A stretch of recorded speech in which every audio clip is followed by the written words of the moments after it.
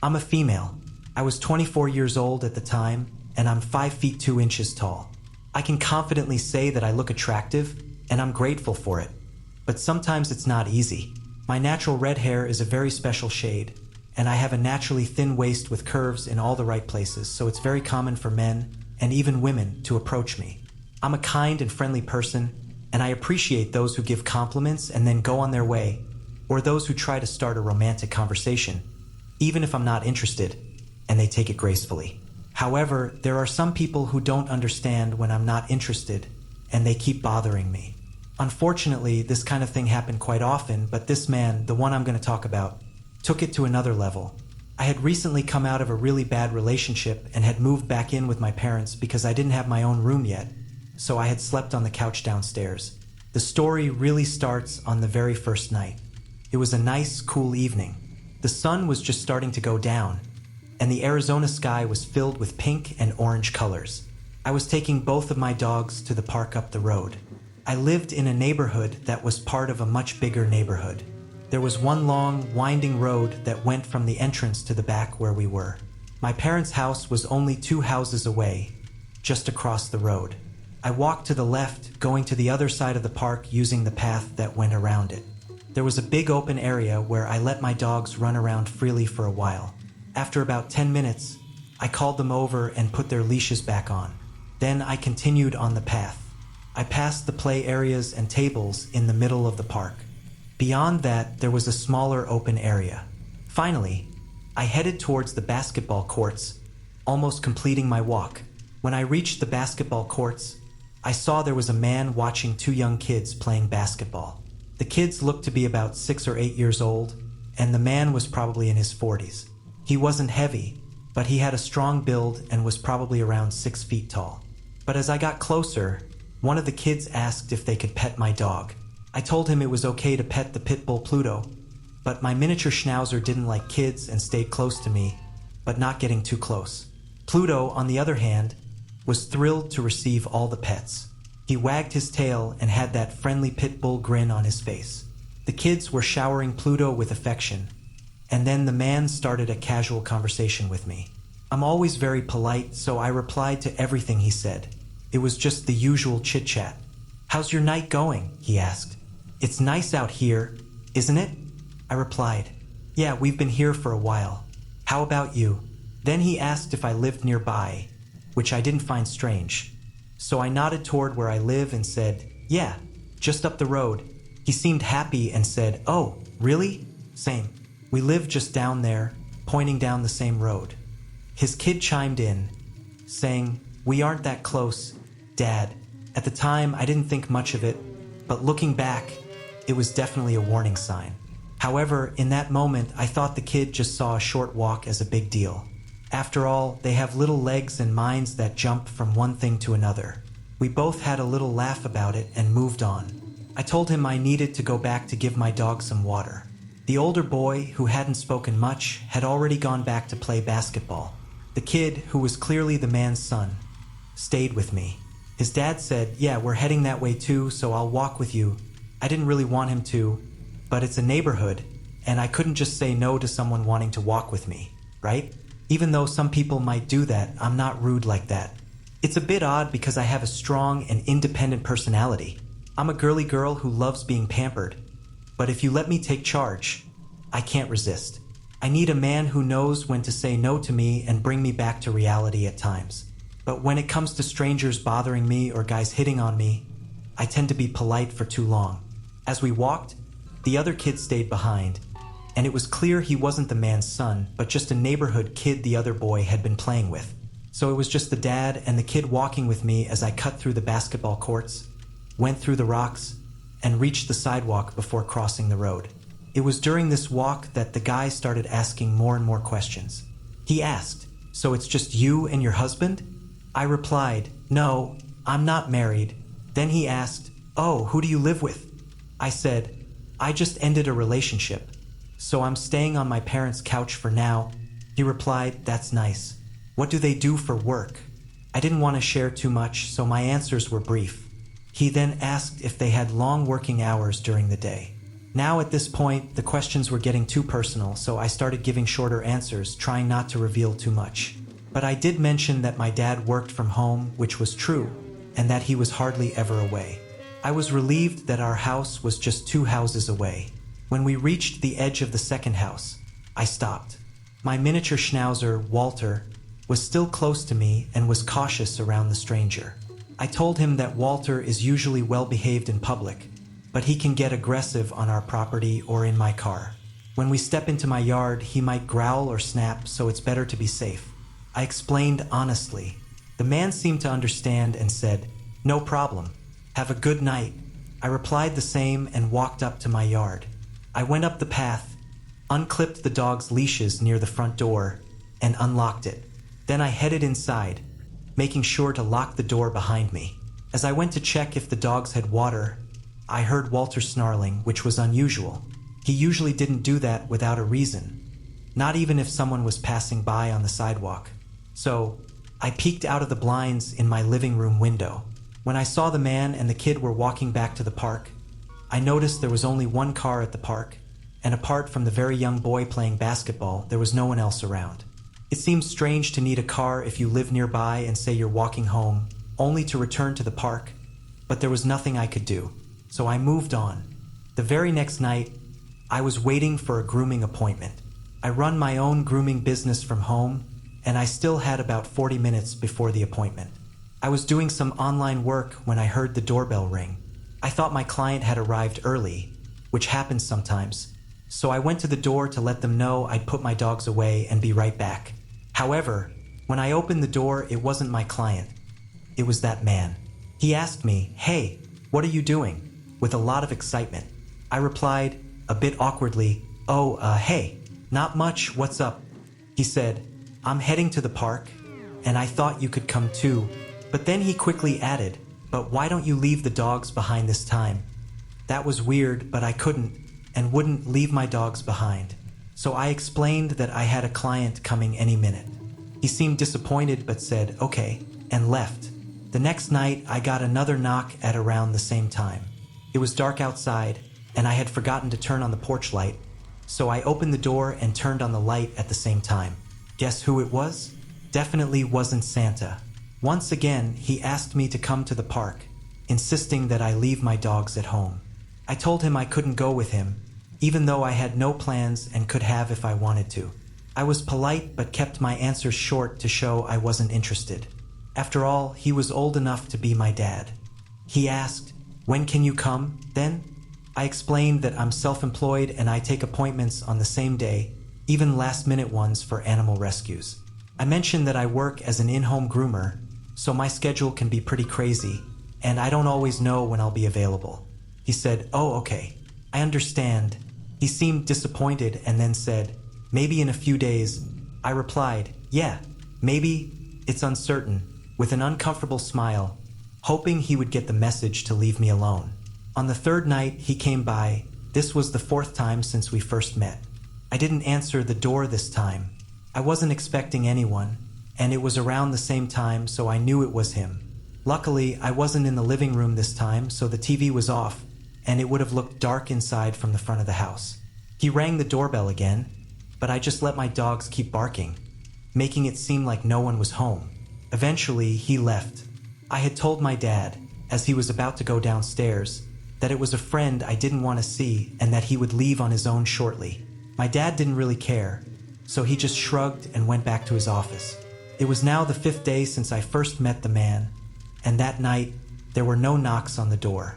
I didn't think about it at the time. I went about my day and later settled under the couch to sleep. But at some point during the night, I woke up. I wasn't sure what had woken me up.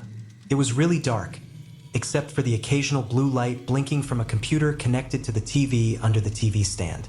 As the light blinked and lightly lit up the room, I noticed my pit bull Pluto standing right in front of me. Pluto got all stiff, and he was staring at something behind my head, near the kitchen doorway. I heard him growling, and it made me jump up and look behind me. I was terrified to see a man there, about 6 feet tall and with a strong body. It was too dark to see his features, but as he stood there, without moving, I gasped.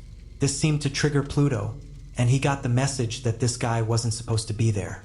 He lunged at the man, who spun around really quickly.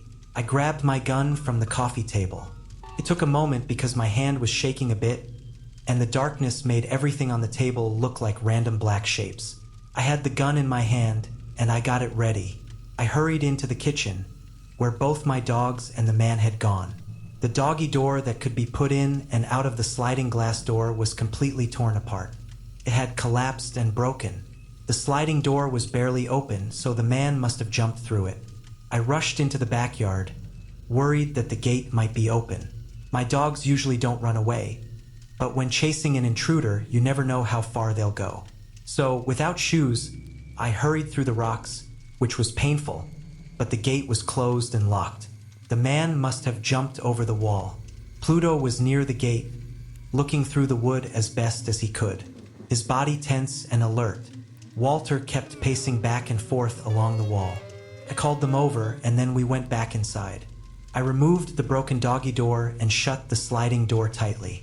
I locked it and also checked the windows. I should have called the police, but at the time, I didn't think I had much information to give them. Looking back, that was a big mistake. I should have reported it, no matter how little information you have. It's important to report such incidents. What if the person is known to the police? What if they try it again, and your report helps them get a longer sentence because it shows they tried it before? What if he targets someone else? What if reporting it can prevent that? Always do the right thing and report such incidents. It might save a life. I'll never know what he had in mind for me, but I can make some guesses, and none of them are good. I can't prove it was the same man from the basketball courts, but who else could it be? I'm just relieved he never came back after that. I do regret not calling the police, as they could have checked for fingerprints. But being someone who likes to handle things herself, I didn't call, which was a mistake. Many years have passed, and I've learned from that experience. Now I'm extra cautious. I make sure all the windows are locked, and every night I double-check that all the doors are locked too. I keep my gun on my bedside table with nothing else near it. I've also learned how to firmly and clearly shut people down. Stay safe out there, everyone. You can say no and end a conversation without being rude, so don't be afraid to do that.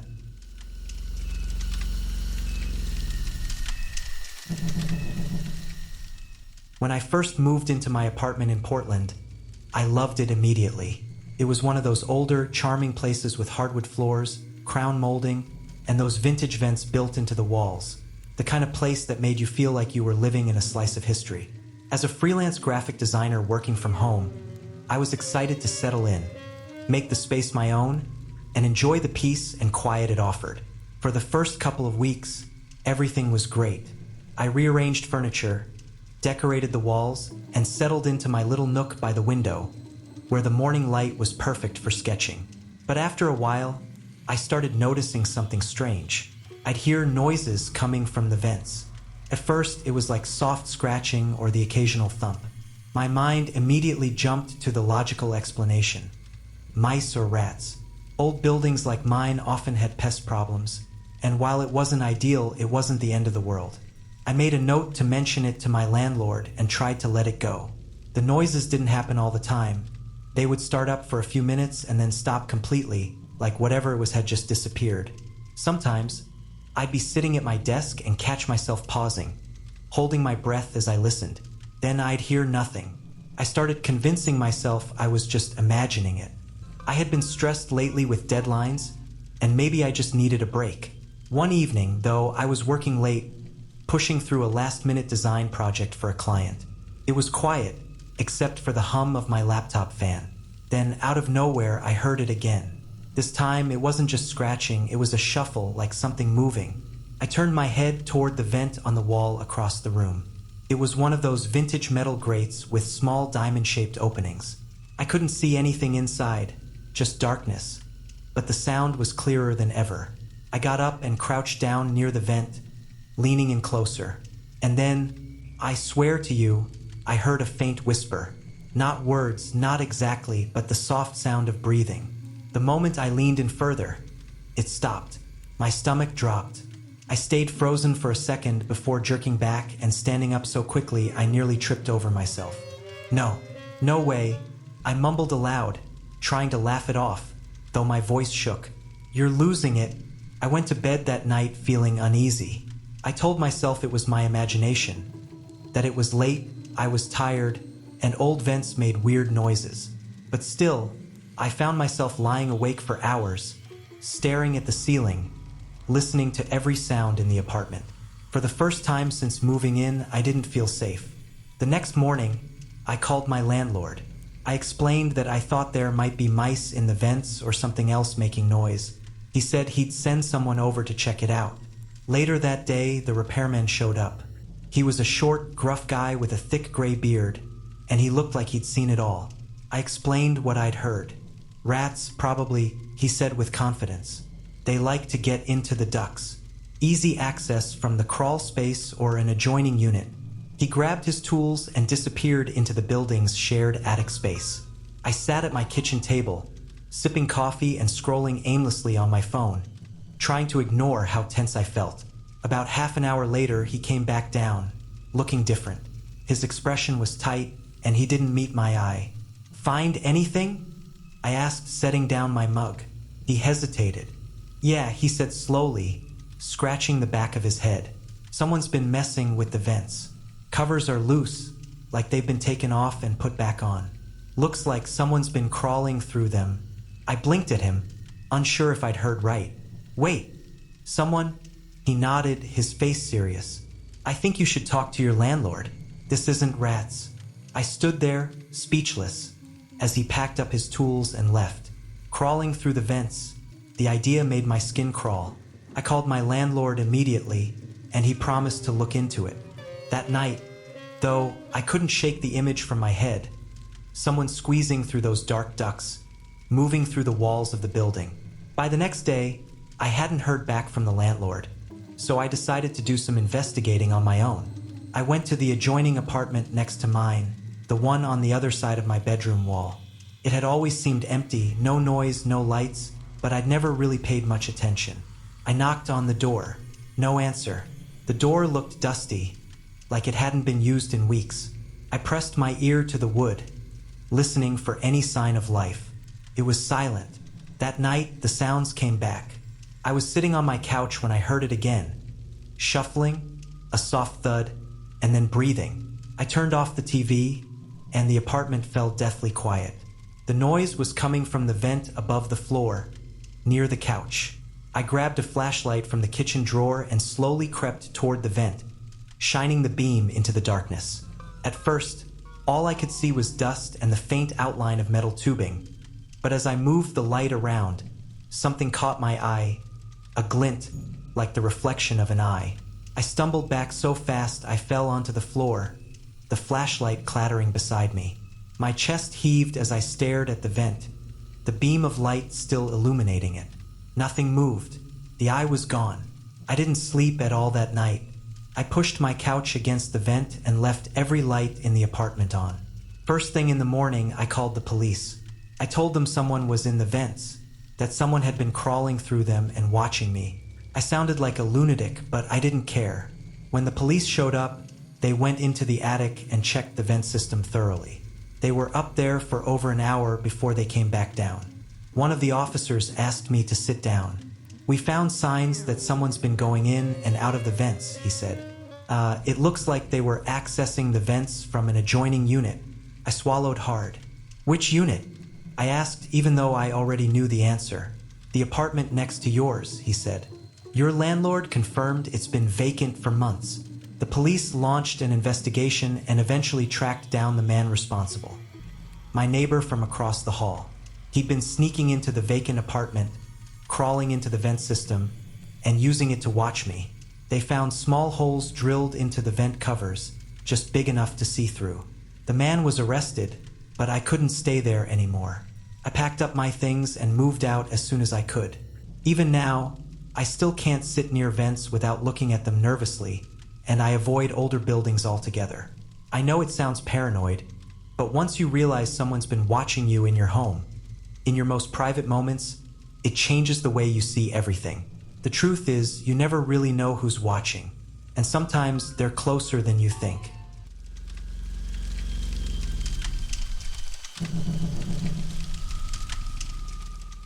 Over the course of about 8 years, there were times when people tried to break into our house. It didn't happen all the time, but it occurred around 5 times. Surprisingly, one of the attempted break-ins was by one of our neighbors.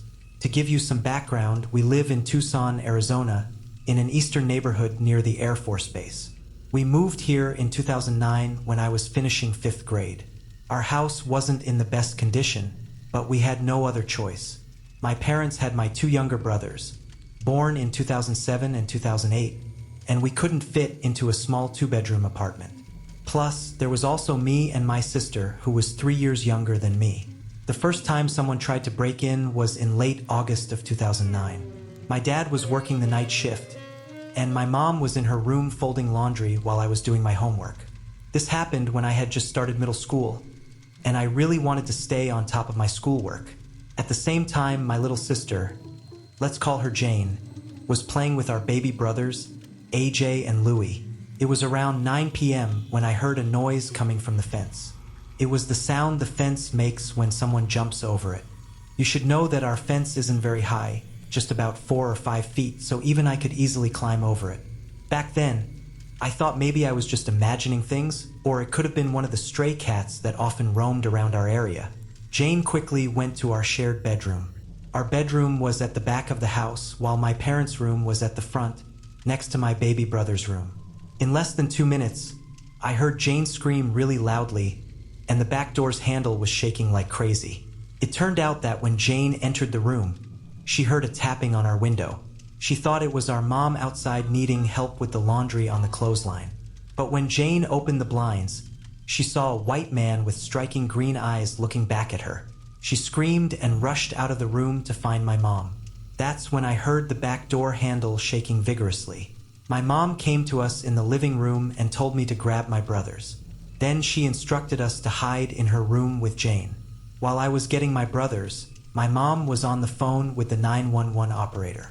We also heard someone trying to open the screen door near our back door, but we knew they probably couldn't open it because we never used it and had a big vanity blocking it. In less than 5 minutes, the police arrived, but as usual, the person who had tried to break in had already left.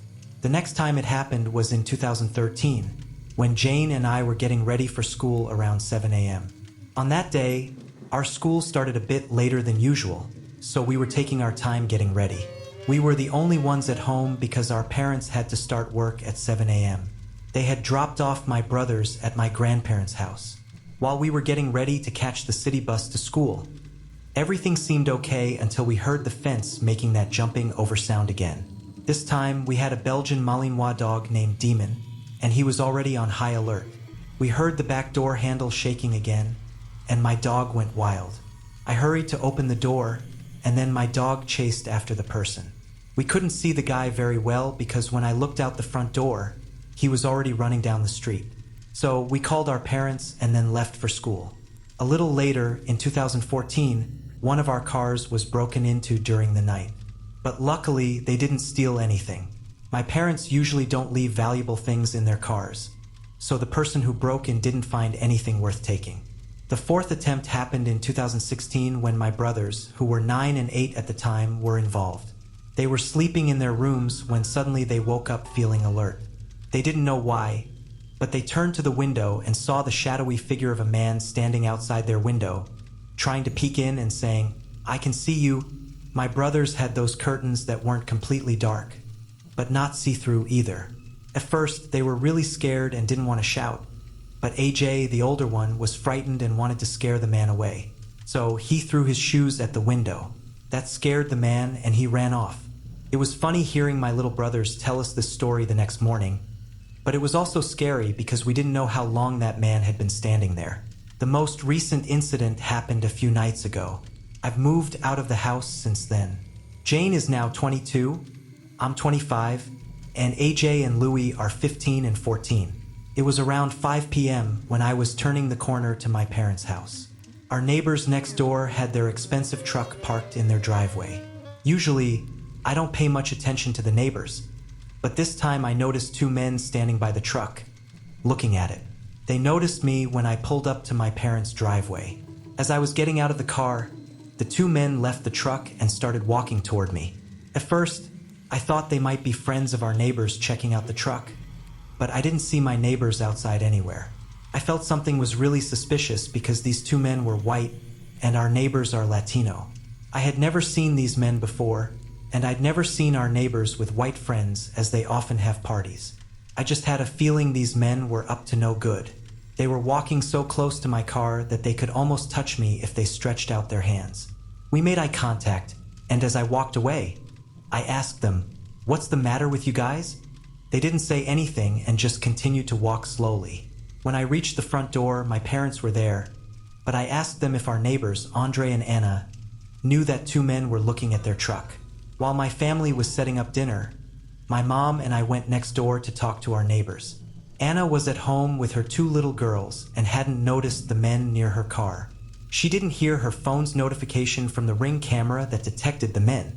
Anna told us that this was the third time she had seen these men in the last 2 days. Her husband, Andre, works in construction and sometimes has to leave for the night shift or very early in the morning for work. So Anna is often alone with her girls during those times. We advised Anna to be very careful and let her know that if anything happened, we'd be there to help. That same night, when the encounter happened with me, my siblings told me that the men came back to try to break into Anna's house. She called my parents for help. Fortunately, our neighbors from across the street were in their garage working on something, and they heard the noise. They rushed to help Anna. One of the men ran away, and the other was caught by the neighbors. They held him down until the police arrived. These men had originally wanted to break into the house in the middle of the night and steal things to sell for money to support their drug habit. They had noticed Anna's truck earlier in the afternoon, so they approached the truck thinking they could break into it instead of the house. But when I showed up and saw them, their plans didn't work out. They decided to go with their original idea and tried to break into Anna's home instead. Thankfully, Anna and her little girls weren't harmed. The neighborhood has been getting worse over time, with more homes being targeted or burglarized. Even though our house was frequently a target for break-ins, we don't think it's the same people who tried to rob us several years ago. Many people in the area are getting worried about what's happening. Fortunately, in recent years, despite all these incidents at people's homes, no one has been physically hurt. My parents are moving to a smaller house after living there for 13 years. They made this choice because the new landlord said he'd increase the rent by 30%. Believe me, the house isn't worth that much, especially in this neighborhood.